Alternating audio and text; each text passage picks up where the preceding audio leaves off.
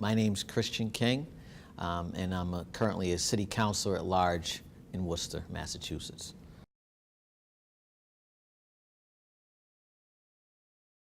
In the City of Worcester, we have 11 city councilors. 6 are at large and 5 are district. So there's 5 different districts here in Worcester, and that means if you're a district councilor, you're dealing with that particular portion of the city. As an at-large councilor, you're kind of more governing on a larger scale.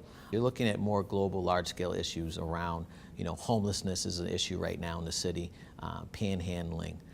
When you talk about police and community relationships, that's kind of where you find yourself as a city councilor, and of course you support those district issues that may come up here and there. It's certainly multifaceted, and as an at-large council, you're responsible to go to city council meetings once a week, and then you're also assigned to a committee. I've been assigned to 3 committees, which is traffic and parking, which is really busy, and also I'm part of the joint committee with the school department and the city council, and I chair rules and legislative affairs, which is about, again, the ordinances and kind of decorum on the council, and also working with our state legislators, our federal legislators, to do what they call intergovernmental relations and try to access services, identify grants and things of that nature to help our city grow and move forward. By my sophomore year in college, I had lost 3 friends to gun violence here in the city, all under the age of 21. And I decided then I had to make a difference. So issues of youth are extremely important to me. Those are things that I try to work on. And as a social worker, issues of social justice are extremely important. One of the issues we continue to have is one of underemployment and unemployment. If it's gentrification, when you're talking about redevelopment and the $500 million that's been invested in downtown Worcester, we want to make sure that there's a place for everybody at the table. I was the first black male elected in 80 years, since 1936, to serve the City of Worcester, the 2nd largest city in New England. And with that, you want to bring, some diverse points of view to the council, a community perspective to the council. And that's really what I try to focus on. Hip-hop, to be honest with you. Hip-hop is, for me, is something that was important in terms of self-identity, because when I came up, it was a lot of what they call conscious rappers that talked about what it meant to be black in America, what it meant to deal with issues of police brutality, what it meant to be proud. Then I had my family influences around education and coming to this country and making a better life for yourself and others. And I fell into the world of social work, adolescence. That was the thing, trying to make a difference. Through my work, I'm also the regional vice president for SEIU Local 509, which is a union that represents social workers.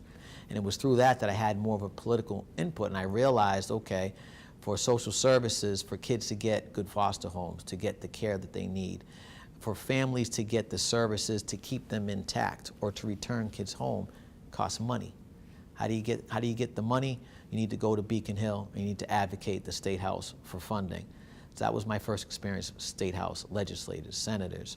My plan was to be a state rep and make a difference. Then I got asked to run for city council, and I said, I'm not interested in potholes, stop signs, traffic lights. But as I began to learn more, I learned you could have, even more of an impact as an at-large councilor, and that's how I ended up here. We have an issue with homelessness right now, and we've been talking about exploring all options, because right now we have about 72 encampments here in the City of Worcester, and what we do is we identify them. We have a team that goes out and tries to work with them that's comprised of the police, code enforcement, social service agencies, Department of Public Health. But what ends up happening is we get them from one location, they go to the next. We don't have enough beds, we don't have those resources, so there's a legislative funding component. When we have our teams out in the city and they're working with them, and it's wintertime, and you're looking in someone's eyes and there's no services, there's no shelters, there's nothing, and then you have to turn and leave and it's 20 degrees below zero. That's tough. So there's a recent item that came up regarding what they call sanctioned sites. It's a tough optic, and it's basically a location where in the wintertime they come and they're basically huddled there. And it's controversial. I don't even know how I feel about it, but I feel it needs to be explored. So when it came up on the floor, I was one of the minority voices saying we must explore all resources. I think that it comes down to, once again, your conscience and doing what you were elected to do and doing what you ran on, which is try to be a community voice.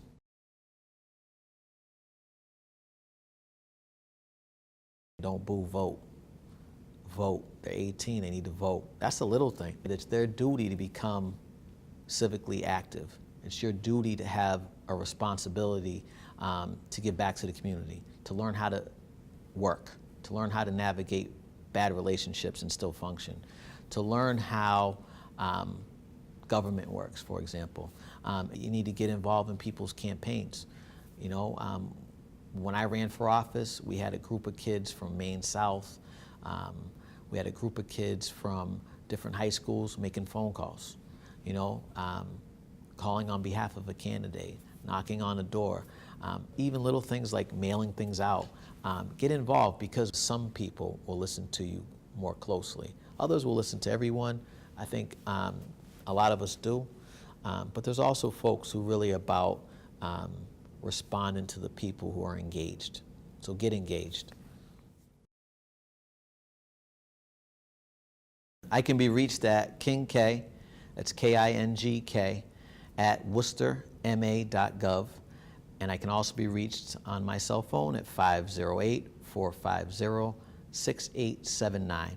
And if you need to, you can also contact me at the City Hall's main number, 508-799-1300.